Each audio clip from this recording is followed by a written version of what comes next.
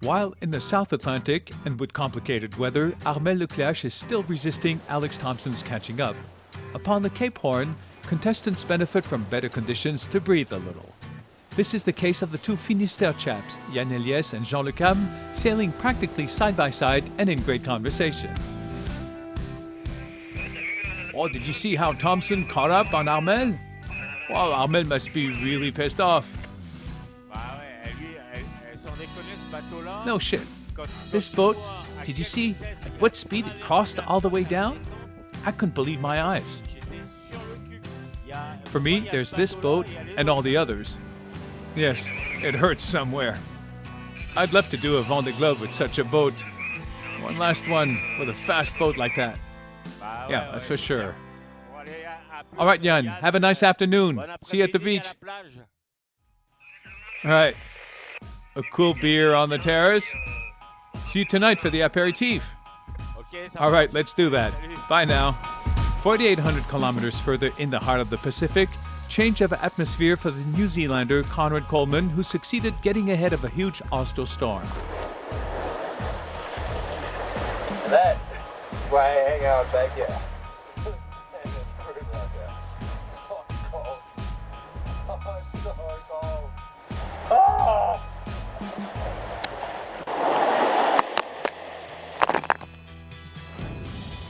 At the back of the depression, this pack of 6 competitors had to slow down to avoid the hurricane and can now resume the race.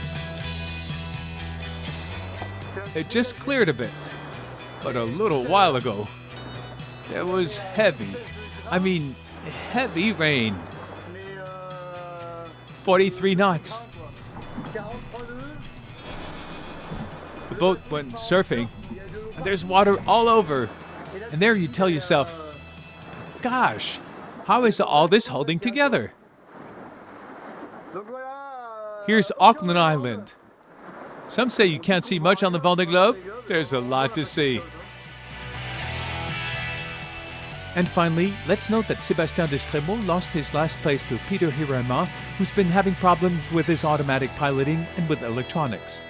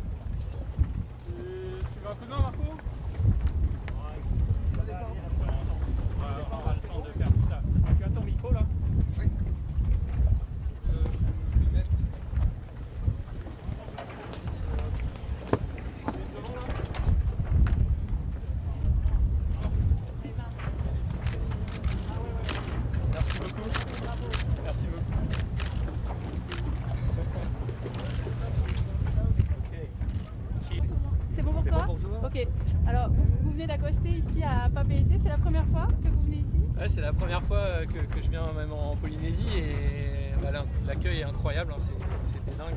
Ce matin j'étais encore tout seul. Le soleil s'est levé, j'ai vu l'île, j'ai découvert l'île qui est sortie un petit peu de la nuit et c'était magnifique. Là, je suis arrivé par le sud-ouest. Et puis quelques bateaux qui ont commencé à arriver et puis en se rapprochant de Tahiti ici de plus en plus. Et puis voilà, ouais, ça fait chaud au cœur parce que c'est vrai que c'est très difficile d'abandonner la course et voilà, d'être accueilli comme ça me redonne le moral.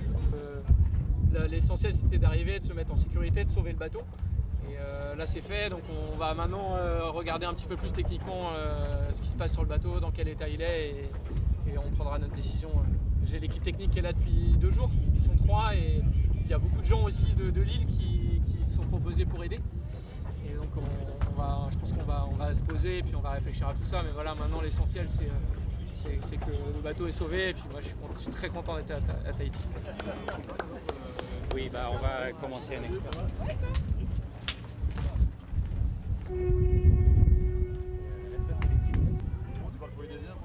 Non. Yorona, Maeva.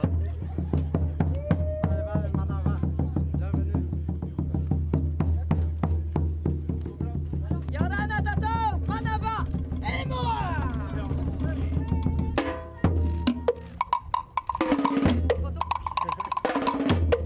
Taitiura! Aura tue!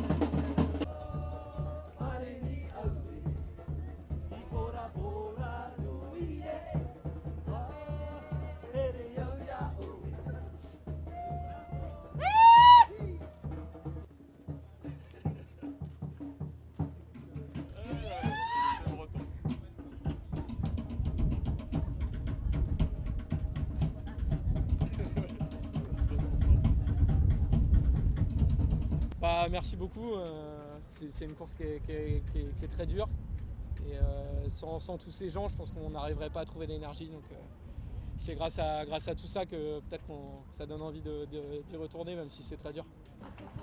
Trop bien.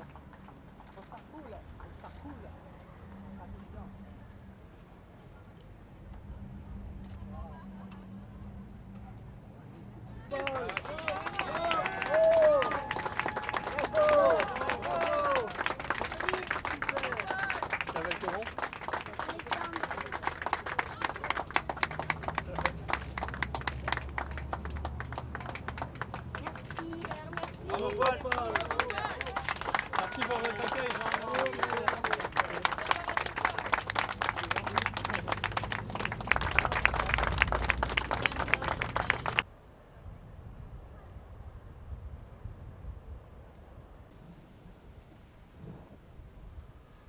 Son agent m'a dit ok, mais...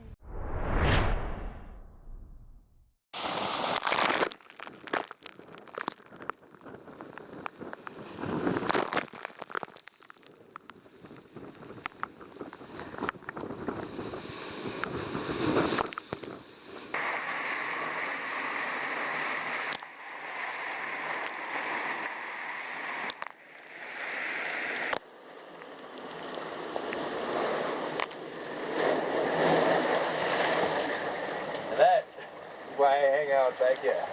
Because man, it's brutal out there. So cold. Oh, it's so cold. Ah!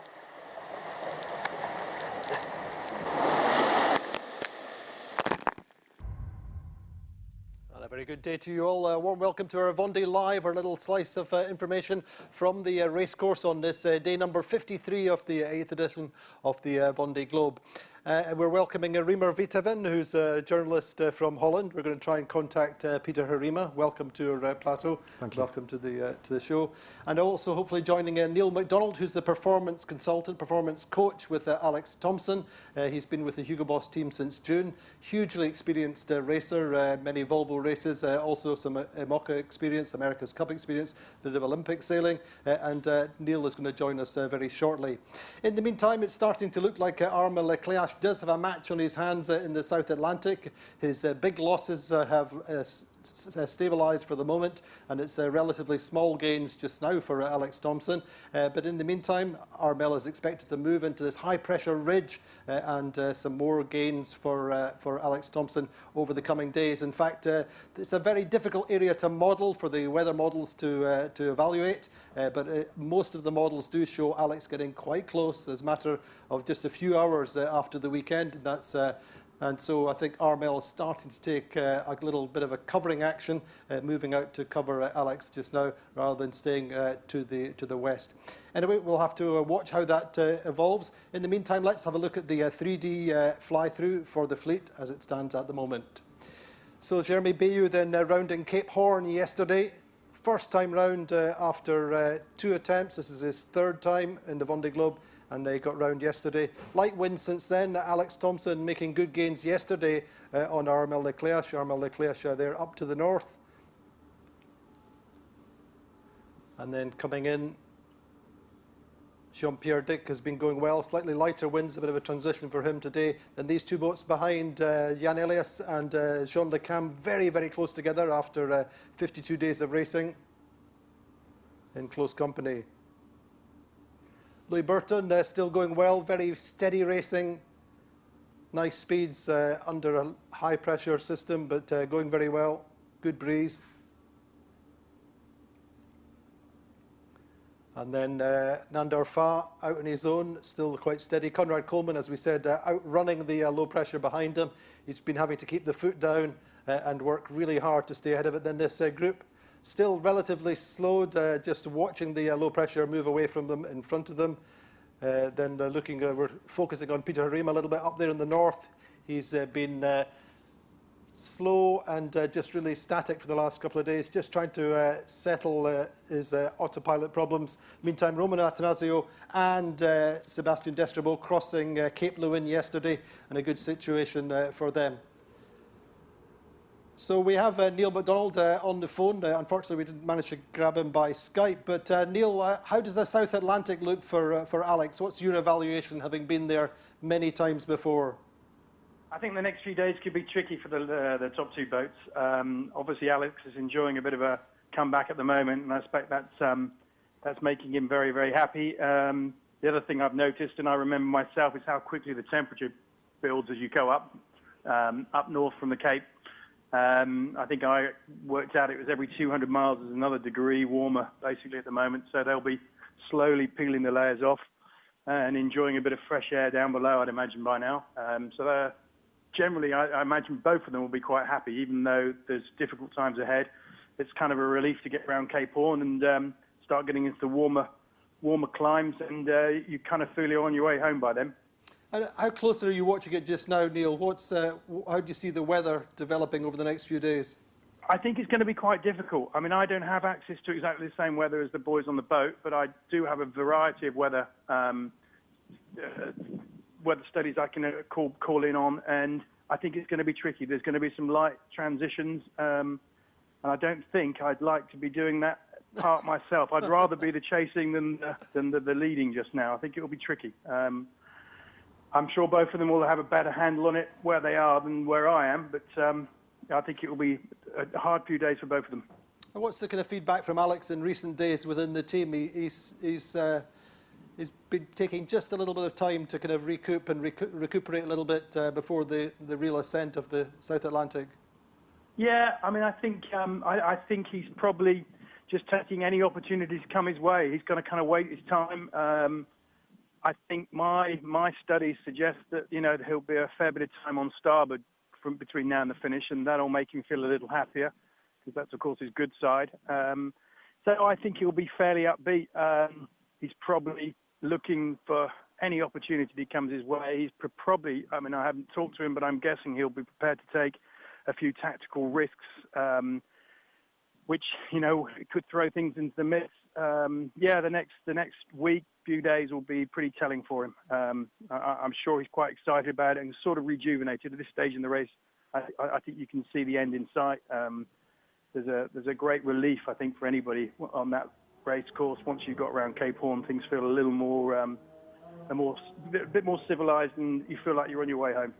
And you obviously sailed on Hugo Boss quite a lot in the pre-race period. What's the kind of the strengths and weaknesses of Hugo Boss on starboard then vis-a-vis Armel and Bank Populaire on this next stretch?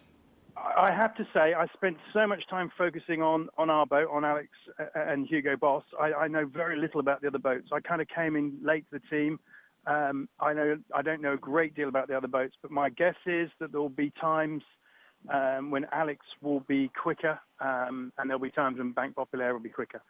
And I'd have to say that when the wind's forward of the beam, probably Bank Populaire might have an edge. And if the wind's after the beam, our man will be in good shape. I think Alex will have some good pace then. So it'll be a little bit of horses for courses.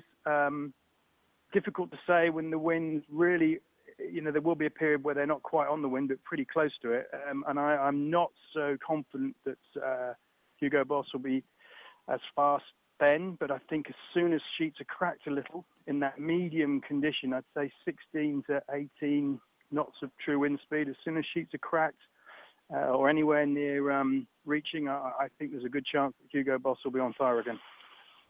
Good. And what's your thoughts on the race as a whole so far, Neil? I've enjoyed it immensely. I mean, I hardly put my computer down. I was away for the transatlantic. This is a race I don't know a lot about. I haven't been previously as closely involved with it, but since my involvement with the team, Hugo Boss has kind of dragged me into this, and I can't put it down. I'm loving every minute of it. What about the kind of sail and rig choices that the Hugo Boss team? How have they worked out compared to the expectations and the modelling pre-start? I think the team impressed me immensely from the start, and the more time I spent with them, the more I could see their decisions were wisely spent. They made the right decision. Clearly, the early part of the race, Alex was absolutely on fire, and you can't say this, that, or the other, but I do feel if he hadn't had the misfortune of having that full broken, the race would be very, very, very, very, very tight at the moment. As it is, they're still incredibly close. So I'm thoroughly impressed. I think full marks to the team, full marks to Alex. They made some brave design choices, but I think they were the right ones. Good. Thanks very much, Neil. You regrets that you've never done the race yourself then? I don't think single-handed sailing's ever for me. I think if I'd had my time again, I would have been interested in the two-handed side of this sport, the short-handed sailing. But I must admit, the exposure I've had to these boats over the last few months has been eye-opening for me, and I thoroughly enjoyed it. A wonderful class. And where do you see the foiling technology go between now and the next race, for example? Yeah, I mean, I spend a lot of time looking at it, but for me, it's given the rebirth of monohulls. I think, I've been around the traps a few times, and I slowly think that in the last decade, the monohulls have been taking the back seat. But for me, the foiling now gives almost multi-hull experience with the added safety of a monohull. And I believe that the foiling itself, whether this class or others, is going to give, basically, for me, it's the rebirth of the monohull offshore sailing. An interesting period after the race, but really edge of your seat stuff until the finish. Neil, thanks very much for joining us. Do join us again before the finish. Yeah, will do. Pleasure. So that's Neil McDonald, as a performance coach, has been with Alex Thomson's racing team since June, and has been a really positive influence and helped the build-up. Heerema, we're going to talk about Peter Heerema. What's the thoughts on him at home at the moment? Well, of course, we're all very concerned because of his autopilot problems, but he's very much hanging in there, and they're doing all they can to fix the problems in order for Peter to continue the race, because the Pacific lies ahead, and that is of course a very difficult stretch of water. So we want to make sure that Peter is in good shape and condition on the boat as well to finish the race. What's his following like within the sailing community at home? Well, there's within the sailing community, everybody is very much involved. I mean, A lot of people are looking things up on Facebook and want to see how he's doing. And of course, with the current social media status, it's very easy to get involved. And we love hearing from Peter from time to time. So it's very good to see that he is doing well and he's still in the race. I think we do have him. Peter, Heerema, can you hear us? All right, sorry, not as yet. Hopefully we will manage to join him. But there's obviously concerns, but people understand his situation. He's had pilot problems ever since the start. Yes, I mean the campaign he has had is not a very long campaign. I mean, he started out very late, so he doesn't have the preparation that, for example, Alex Thomson and Hugo Boss has. So there's a limited amount of testing, etc. But there are some problems now. But yeah, I'm very confident that. What's he like as an individual, as a character? He's obviously very resolute and determined to carry on. I mean, the name of his boat is No Way Back, so that... Not for nothing? No, not for nothing. He really wants to finish this race. He wants to prove it to himself. And, but he's also proving something that Dutch people can also sail single-handed on oceans. Okay, we do have Peter Heerema. Just carry on. Peter, how are you?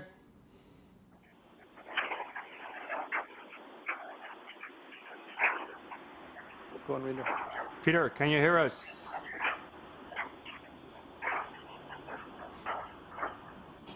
Peter, how are you? Go on. No, he doesn't seem to be hearing us. Peter, could you hear us? You're live in Paris.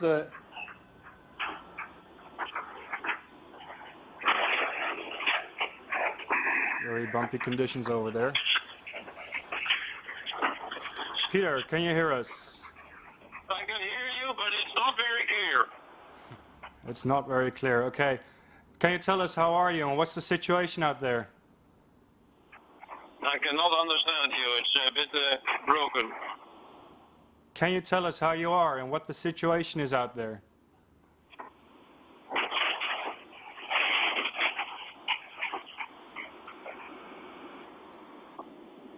Peter, can you tell us how you are doing?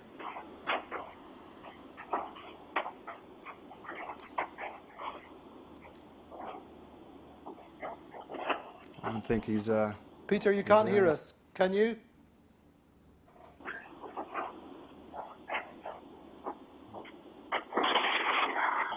I don't think this is... Nope. Okay, I think we'll try and get him back maybe just on the audio, see if that works better. But yeah, I mean, just explaining yesterday, Peter was pretty much hove to for the day, just as quite a strong low pressure system moved through for him. And he was only doing 2 to 3 knots for most of the time. And obviously still that low pressure is still going on for him, but it should move away and he should get into quieter conditions. Yeah, the conditions look way better for the upcoming days to the stretch up to New Zealand. We have to see if, what the weather is going to do from there. But the next couple of days should be okay, and I think we will see some progress. And what do you know about his pilot problems? Obviously, his team have been working at this consistently since they started. Yes, I mean these are immense problems, and there's a team in France working very hard to fix it. But it's of course it's a very difficult problem to fix when you have such a distance between Peter and the shore team. They have all kinds of data, and they should check what is wrong, but it's very difficult to find it. So they've changed some things, and the backup autopilot is running now since a few days, and we'll have to see how that holds. So we're just going to wait until after this this low pressure system, after the big winds go away, then hopefully we'll see if the backup pilot holds, and if that works, then he will likely continue into the Pacific. So that's otherwise, it is an option to stop in New Zealand, I guess, to try and fix it there, because you want to have a decent working autopilot if you go into the Pacific. Absolutely. Meantime, let's have a word with Guillaume and see what the French skippers were saying on the French live. What was happening this morning? Unfortunately, we didn't reach Armel once again. Once again? And yeah, I think he has some problem of communication, maybe with the fleet. So we'll try tomorrow, we'll see. But we had Stéphane Diraison live in the French Vendee live. So Stefan, just to remember, he dismasted 11 days ago, and now he's going maximum speed at 8 knots. He now has diesel on board and is heading in towards Portland, isn't it still, or is he going to Melbourne? He's going to Melbourne now. First he wanted to go to Portland just to be safe, but now the boat is safe and he's going to Melbourne because he got some fuel from a cargo and he can go on and continue to Melbourne. And Fabrice Amadeo? Fabrice Amadeo sent a video. The journalist, French journalist, is sailing near the Auckland Island. It's very cold and humid. He just made a little visit of the Millennium Falcon, as he called it. And he did a little tribute on George Michael. You can check it on the official website of the Vendee Globe. We'll have a look at that. In the meantime, let's have a look at the weather, how the weather is shaping up for the fleet, all the way from the front of the fleet to the back of the fleet. Let's have a look at the meteo. So the weather for this Wednesday, still a big Wednesday for Conrad Colman at the front of that big low pressure, still going well though. But first of all, looking at the South Atlantic, where the battle is continuing between Alex Thomson and Armel getting ever closer. And Armel coming into this high pressure system here, this long ridge which comes out from the Argentinian coast, he's going to be slowed today in light winds from the southwest and west. And he's going to move up, but this, you can see this high pressure is moving progressively. Centre is moving progressively to the northeast as well. Alex Thomson, meantime, still has 20-25 knots from the west and northwest. Looking then at tomorrow, it does not get any easier for Armel. He moves up, but the high pressure ridge is further east-west, west-east, and Armel moves up into the centre of the ridge, and so quite a difficult day for him tomorrow. Hugo Boss, meantime, still staying with good breeze, and we should continue to see some compression there as well. Looking at Jeremy Bayou coming in here, he's just passing to the, probably past to the west of the Falkland Islands. Possibly it's still in the balance for him. It will sail shorter distance if he can come up to the west. There does appear to be a nice westerly breeze for him, so he may be able to cut some miles, but that we'll wait and see how that goes. And Saint-Michel Virbac, Jean-Pierre Dick coming in, should be at the Cape Horn within 24 hours, coming in with a reasonably decent breeze just under the curve of the low pressure in a southerly breeze.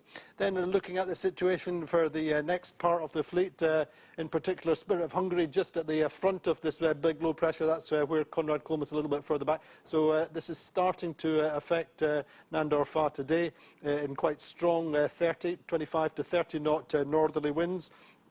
And then looking at the group here, which is Kegener, is Yann Elies and Jean Le Cam, very, very close together. Still quite light winds for them as they approach. There's no obvious sign of any decrease in the delta between Saint-Michel, Virbac and Le Cam and Elies. It should be roughly about the same.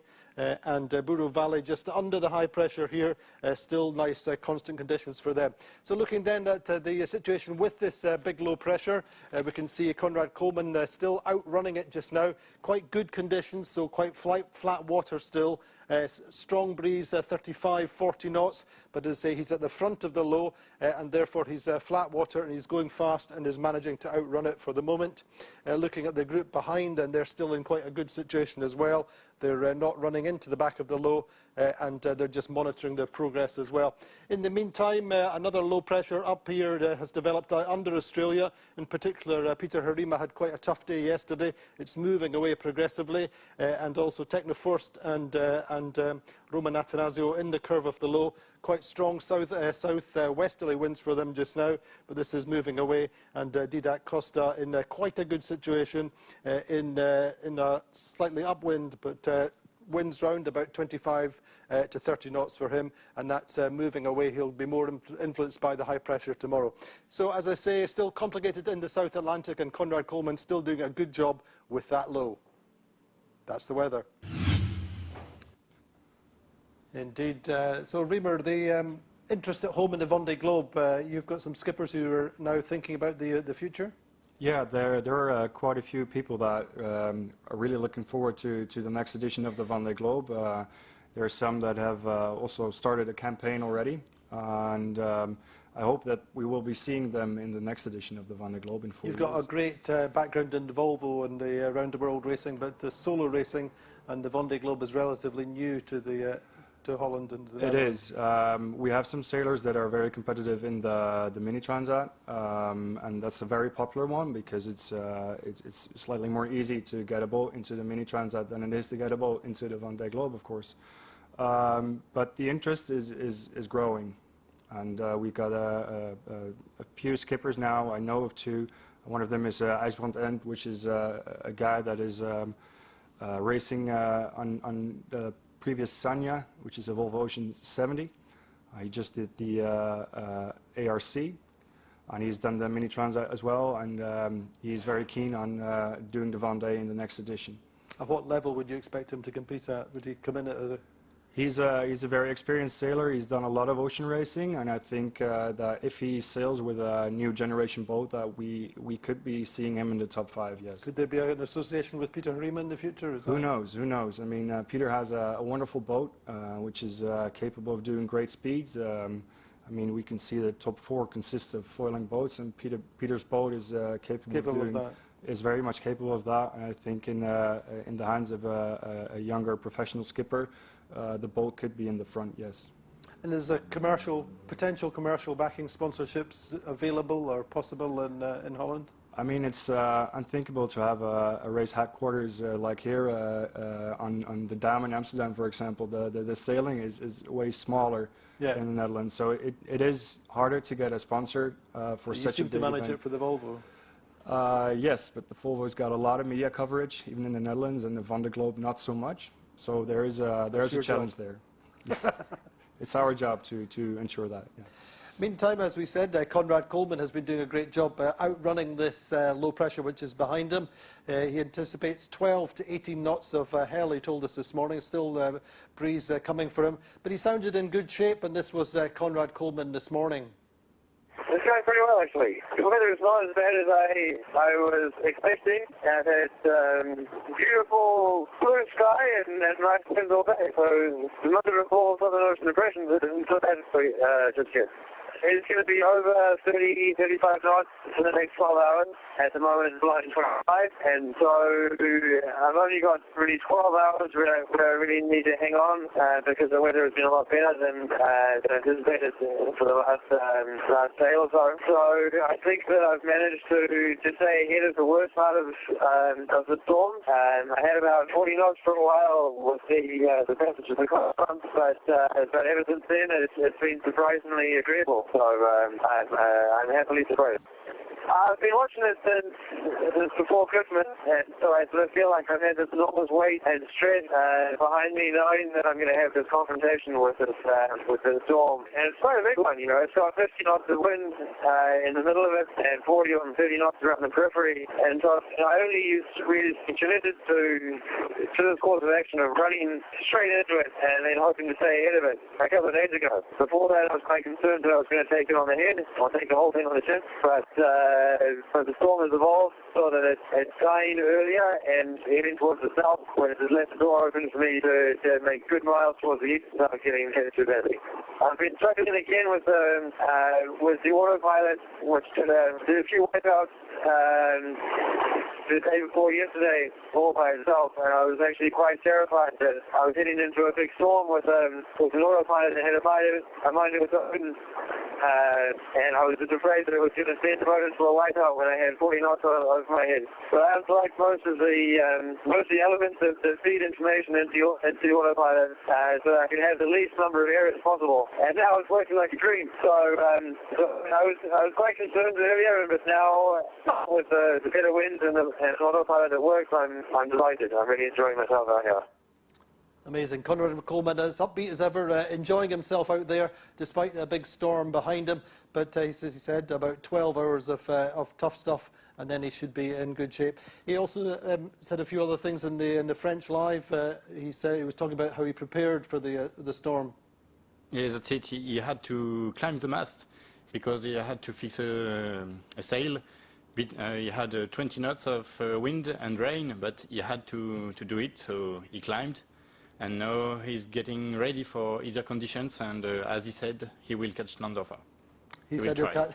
He will try. We'll wait and see how that works out. What's your thoughts on Conrad Colman? He's got a following in Holland. Yes, I think he does. He's, as you said, he's very much upbeat, and he's one of our favorites, I guess. And it's very interesting to see him in tough conditions, and then seeing him this happy with his boat and how things are going. And it would be interesting to see him catching up with his mentor. He's one of these guys who's had the dream for 12 or 15 years, and he's realised the dream. He's making the most of every single minute he's having out there. Yes, he's not from France as well. He's from New Zealand, and he lived in France for quite a few years in order to make his dream come true.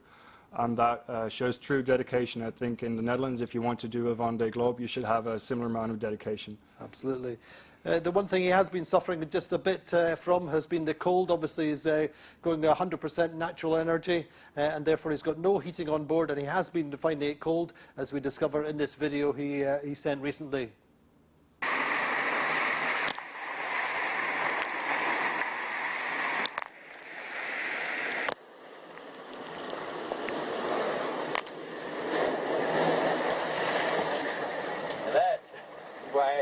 Back here. Man, it's brutal out there. So cold. Oh, it's so cold. Ah!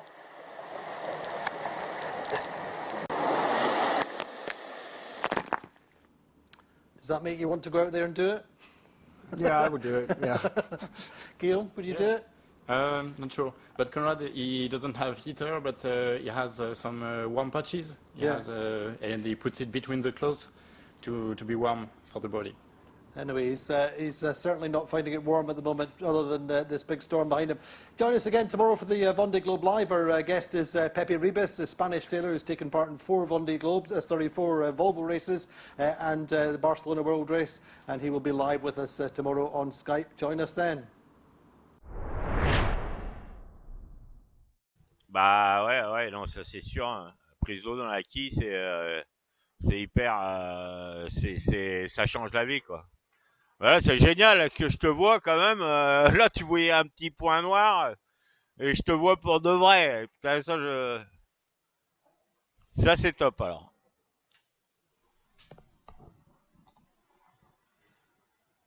Toujours des routes convergentes à la Yes ou quoi? Je sais pas. Je pas regardé depuis un moment. Bah écoute, je sais pas trop. Ouais, je crois, ouais. Attends, je regarde. Alors. Ok. Bon, bah écoute, j'espère qu'on va revenir sur le gage en pierre, quoi.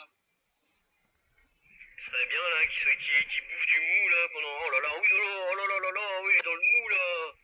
Oh, mais puis dans le mou, là, pour au moins 3 heures, hein. Ah bah ouais, ça c'est clair que, bon...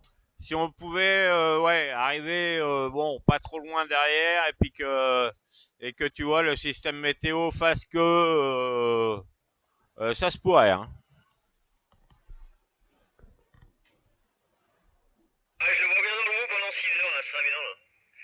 6 heures, 14 nœuds de moyenne, on lui reprend 30 000, c'est pas mal déjà.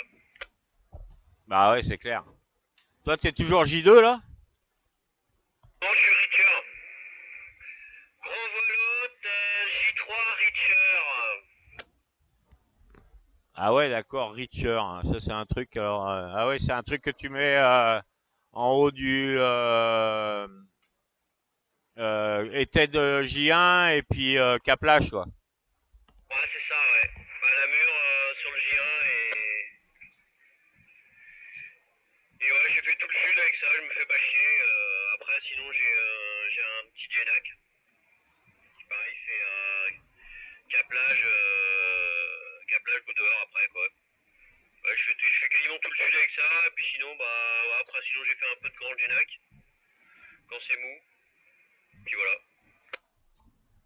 Ouais, moi Grande Genac, tu vois, je m'en suis même pas servi parce que comme il dit Vincent, Grande Genac, c'est pas bon à l'eau fait, c'est pas bon à descendre donc.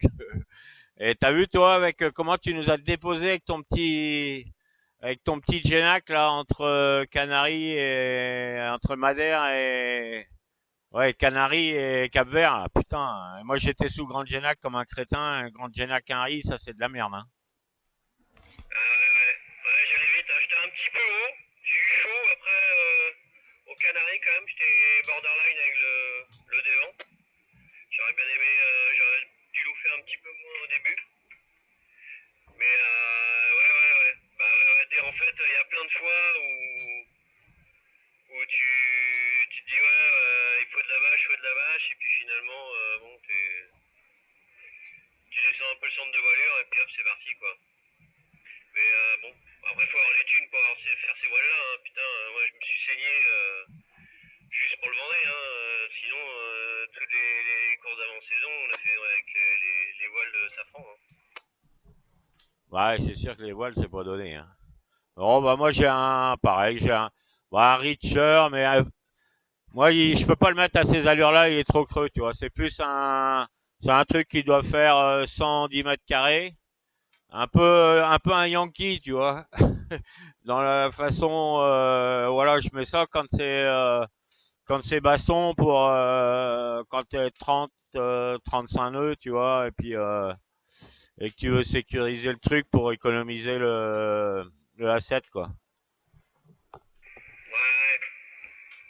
Ouais, bah moi je l'ai fait en 3DI, puis on l'a fait assez plat, comme ça, ça peut remplacer le J2 quoi, tu vois.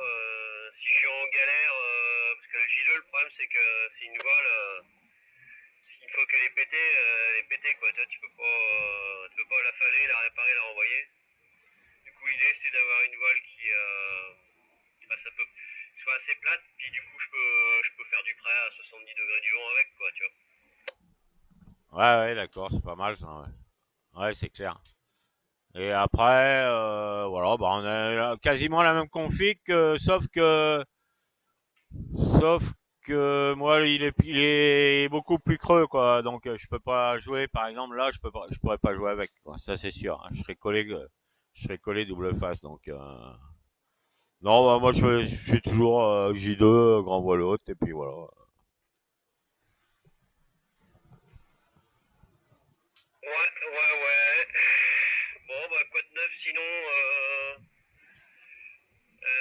bah si, Sydney Hobart, là, c'est Perpetual Loyal qui a gagné et battu le record. Mais c'est marrant, ce bateau-là, je sais pas trop qu'est-ce que c'est. Et Wild Oak, l'autre, là, il a abandonné. Problème de qui? Ah ouais. Ouais, j'ai pas suivi, moi. Et puis sinon, bah, Memel, il a l'anti-cyclone devant lui et il peut regarder dans le rétro, l'autre revenir fond de balle, quoi. Oh. Ah ouais, là, ça doit être terrible. Ça doit être. Ah, j'aimerais pas, hein. Être en tête et regarder l'autre et revenir à fond de balle, ça, j'aimerais pas.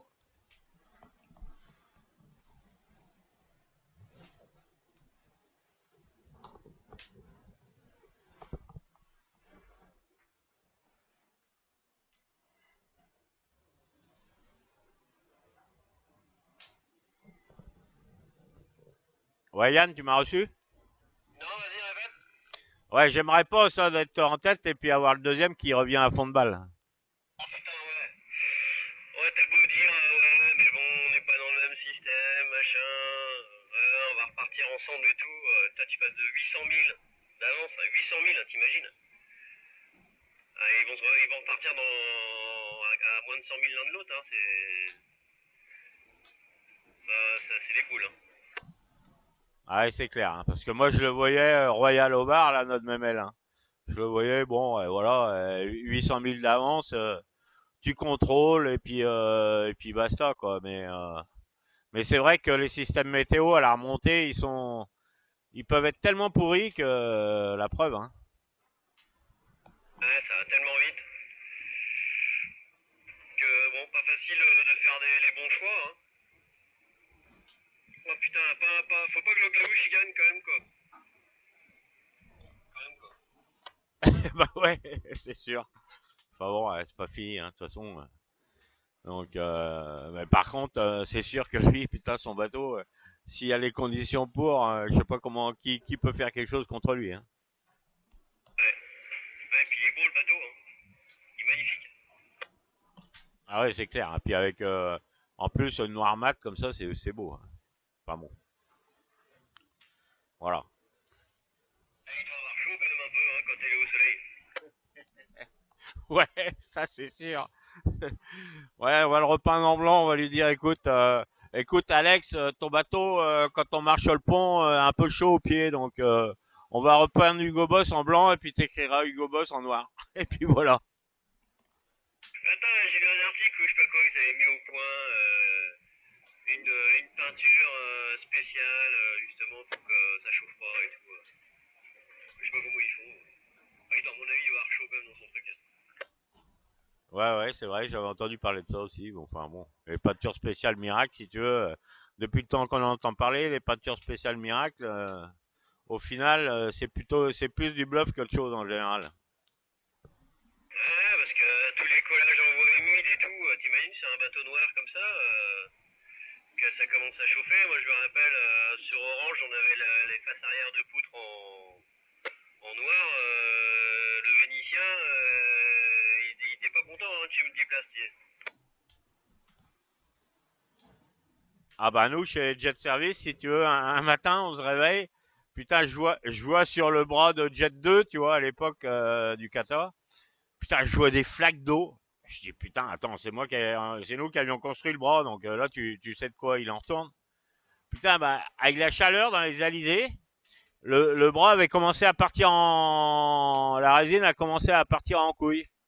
Du coup, on était au seau d'eau pour arroser le bras, tu vois le travail. C'est clair. Au seau d'eau pour refroidir le truc. Et puis, l'eau, elle est pas si froide que ça. Ouais, mais bon, et entre, si tu veux, de l'eau à 30 degrés, si tu veux, et puis un bras à 60, bah, ça refroidit quand même, hein. Ouais, c'est clair, ouais. Jet Service, c'était un multiplace, ça aussi, Jet Service. Ah bah ouais, c'était chez ce condolier. Mais bah nous, on a bossé là-bas, hein. Toute l'équipe, Hubert, Gaëtan, moi, Bilou, Vianney, tout ça, on avait bossé à Vannes à l'époque, à Nantes au début, et puis à Vannes après. Ah ouais, vous avez démarré là-bas, ouais. Bah, c'est comme ça qu'on a monté CDK, si tu veux. Il y a eu rébellion à un moment, et du coup, bah, on a décidé de monter un chantier, et puis c'est comme ça que ça s'est fait. Hein. Il était pas facile, le vieux. Il était pas facile à driver, mais bon. Moi, il m'aimait bien. Il m'aimait bien parce que il avait bossé avec Fino, l'architecte, machin. Le courant était à peu près bien passé, mais bon, pas facile à manœuvrer. Non, ça c'est sûr. Enfin bon.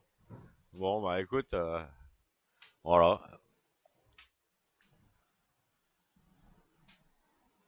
Ok, bon, bah écoute, à tout à l'heure, je reste sur 16, là. Je profite du beau temps. Ouais, ça marche. Bon, bah je vais encore aller admirer ton bateau de dehors alors. Moi aussi, je vais sortir, je vais te faire coucou. Ouais, d'accord. Allez, à plus. Salut Yann.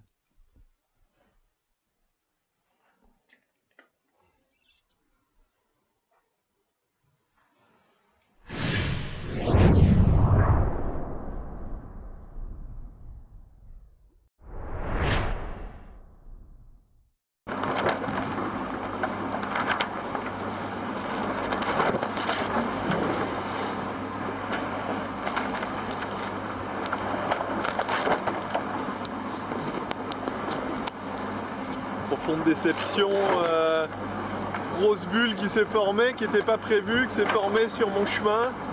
Me voilà dans une énorme pétole en espérant que je puisse repartir. Donc, grosse déception aujourd'hui, mon avance va fondre sur Jean et Yann. Voilà, c'est comme ça, mais c'est dur.